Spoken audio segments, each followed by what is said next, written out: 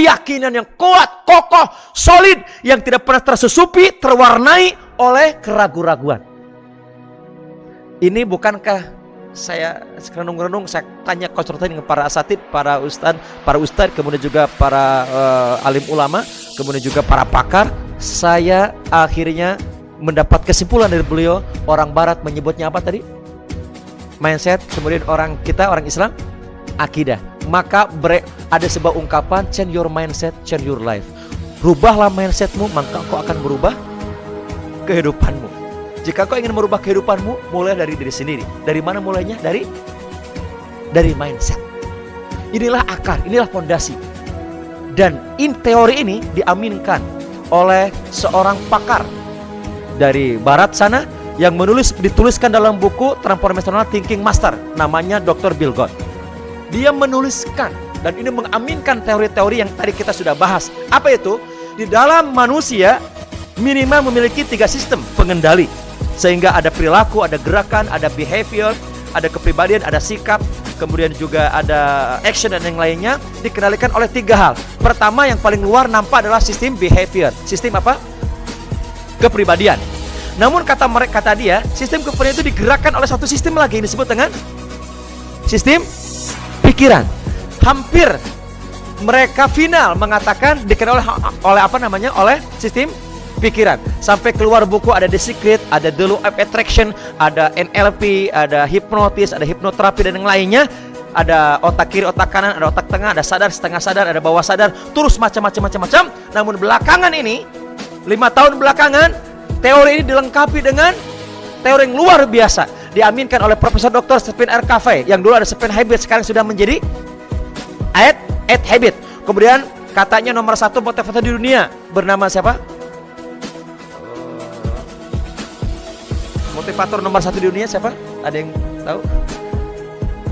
Bukan. Ini dunia yang badannya tinggi besar, Anthony Robbins. Belakangan ia pun mengamini teori ini. Apa itu? Bahwa sistem perilaku, sistem pikiran digerakkan oleh inti penggeraknya yang disebut dengan belief system. Apa itu belief system? Saya kaji. Saya baca buku dalam buku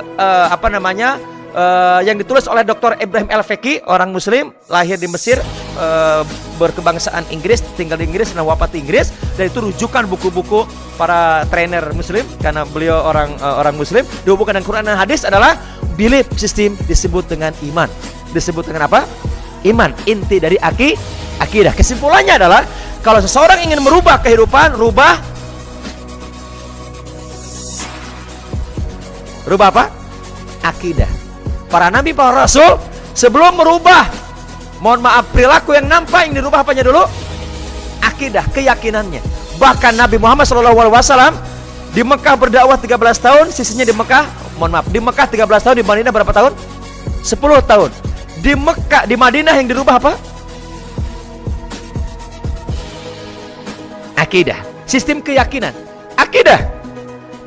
Dan ketika Nabi sebelum hijrah, artinya sebelum ke Madinah, belum ada perintah sholat, puasa, zakat, kemudian haji, kemudian jihad. Tapi yang dilakukan apa? Perbaikan akidah.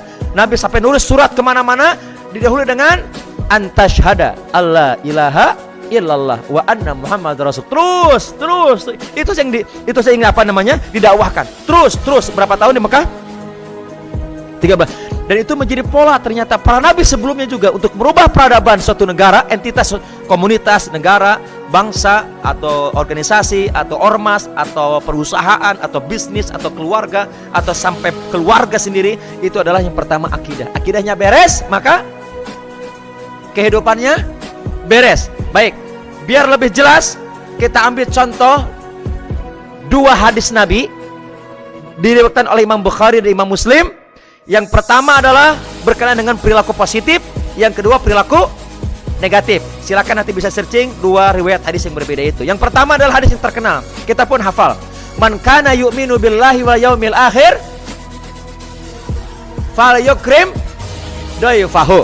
Man kana yu'minu billahi wal yaumil akhir falyuhsin jarahu. Man kana yu'minu billahi wal yaumil akhir falyakul khairan aw liyasmut. Dalam riwayat yang lain, man kana yu'minu billahi wal yawmil akhir falyasil rahimah. Barang siapa yang beriman kepada Allah dan hari akhir dan imannya kuat kokoh, dia harus membuktikan dengan perilaku nyata. Yang pertama apa tadi? Kepada tamu memuliakan, kepada tetangga yuhsin jarahu, berbuat baik, berkata baik dan benar, jika tidak bisa maka lebih baik diam. Yang keempat apa? Bukti keimanan seorang adalah menyambung atau mengokohkan, menguatkan silaturahim, bukan memecah belah, merangkul bukan memukul, menyatukan bukan memisahkan, menasihati bukan menghakimi. Sepakat kan nih? Sepakat?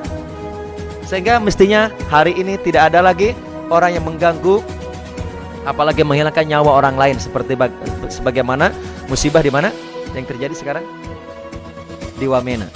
Sampai ribuan orang harus mengungsi di negerinya sendiri, bahkan terluka, bahkan rumahnya habis, ruko-ruko usahanya habis rata dengan tanah, bahkan nyawa meregang. Seolah kita bukan di bangsa sendiri. Semoga Allah berikan kepada kita semuanya kesabaran, khususnya kepada mereka yang terkena dampak musibah, dan semoga Allah gerakan hati para pemimpin untuk segera hadir di tengah-tengah masyarakat yang membutuhkan. Amin Allahumma amin. Sekali lagi, bukti keimanan seorang adalah dibutuhkan dengan apa? Perilaku yang baik. Perilaku apa?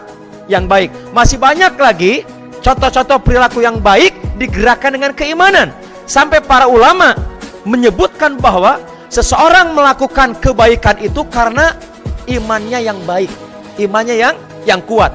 Bagaimana dengan iman yang tidak kuat atau tidak ada? Hadis yang lain riwayat Imam Bukhari Muslim.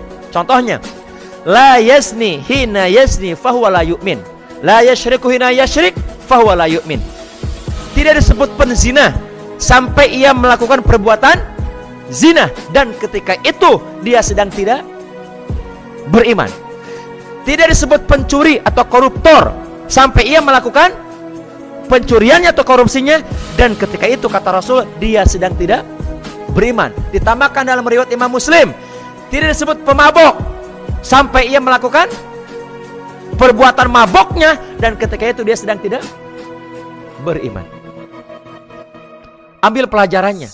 Ternyata kehilangan iman atau iman sedang turun, perbuatan nampak baik atau buruk, positif atau negatif. Ketika imannya kuat, perilaku yang nampak baik atau buruk, positif atau negatif. Simpulkan sendiri silahkan. Jika ada orang yang hari ini ingin segera mengesahkan RUU penghapusan kekerasan seksual, kira-kira mohon maaf, teman-teman setuju juga disahkannya RUU penghapusan kekerasan seksual? Setuju atau tidak setuju?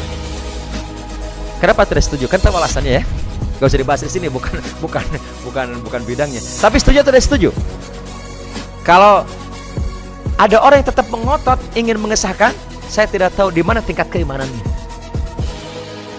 Saya di Komisi Ukhuwah Majelis Ulama Indonesia itu terkumpul ada 32 minimal ormas yang konsisten terus mengadakan pertemuan untuk membahas realita dan fakta yang terjadi di tengah-tengah masyarakat, termasuk yang sedang ramai ini. Ternyata ada begitu banyak dampak negatif kalau RUU itu disahkan. Salah satunya, kompilasi hukum Islam sebagiannya tidak berlaku, termasuk undang-undang pernikahan, undang-undang ahli waris, dan banyak lagi. Ya, kami dengan MUI akhirnya menentang dan meminta kepada anggota DPR yang mulia itu adalah untuk tidak mengesahkannya.